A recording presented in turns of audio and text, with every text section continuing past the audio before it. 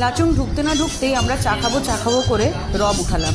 তো ড্রাইভার একটা ক্যাফেতে দাঁড় করালো, আর ক্যাফেতে ঢুকতেই মনটা খুশ হয়ে গেল। একদিকে আর্মির লোকেরা গান বাজনা করছে, আর অন্যদিকে গরম গরম কফি, আর সাথে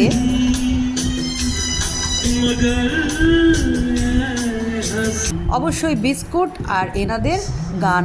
সত্যি পরিবেশটা এত সুন্দর ছিল যে কি বলবো, ছেড়েই আসতে ইচ্ছে করছিল না। কিন্তু কি করা যাবে, হোটেলে ঢোকার পরপরই দেখি এখানে নাকি লাইন নেই।